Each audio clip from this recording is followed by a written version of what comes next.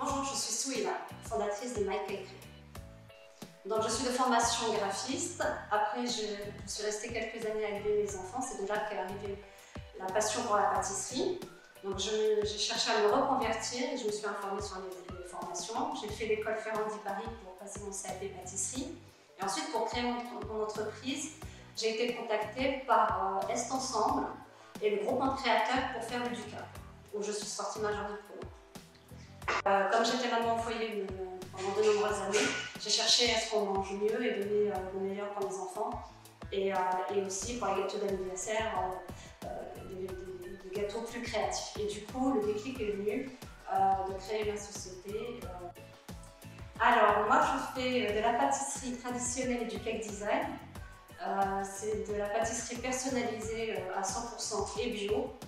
Et je travaille à la commande, en labo. Alors, on va dire que le plus grand avantage, c'est d'être libre de soi-même.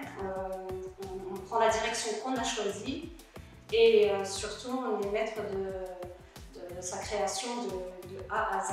Donc, après, les inconvénients, c'est qu'on je me retrouve un peu seule dans mon parcours. Je travaille toute seule. C'est assez solitaire. C'est pour ça que je n'hésite pas à faire des formations comme avec le Ducat et des associations. Je participe aussi avec des associations. Et ça m'a permis de m'ouvrir aussi à l'extérieur. Alors comme je suis assez timide et réservée, vraiment une grande compétence que j'ai pu développer, c'est de me lancer au contact des gens.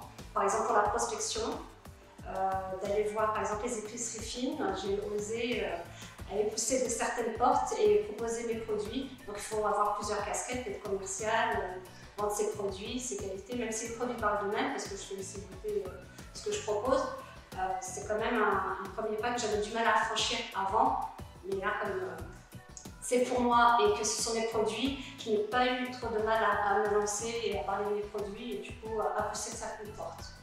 Premier frein, c'est de trouver le local. Parce que moi, comme je travaille à commande, c'est un labo, donc c'est assez spécial. C'est pas une pâtisserie ouverte pour le public, pignon sur rue. Et de trouver un local qui s'adapte bien à la création d'un labo, c'est très difficile et il n'y en a pas beaucoup de disponibles. Là, c'est quand même beaucoup de travail de recherche et de contact. En fait, je vends des particuliers et des entreprises. Je travaille sur ces deux profils de clients. Donc du coup pour les particuliers, en fait j'avais déjà un réseau et c'est eux qui sont devenus mes clients. Donc ça passe, du côté des particuliers c'était assez facile.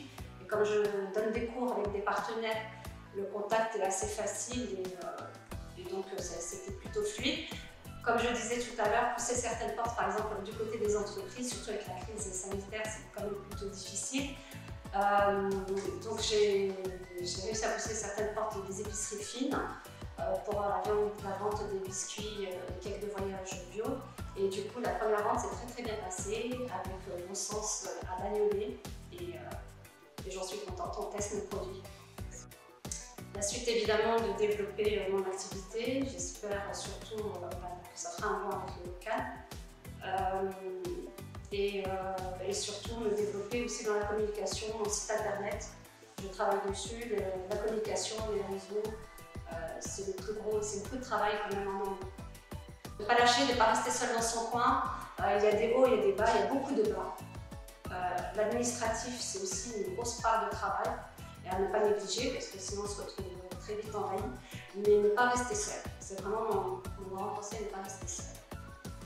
Alors le Grand Paris Entrepreneur propose des ateliers et moi je suis à un stade où vraiment c'est un frein dans mon activité, c'est la recherche de local et le Grand Paris Entrepreneur propose un atelier sur les recherches de locaux et on pourrait travailler dessus. Le Grand Paris Entrepreneur, c'est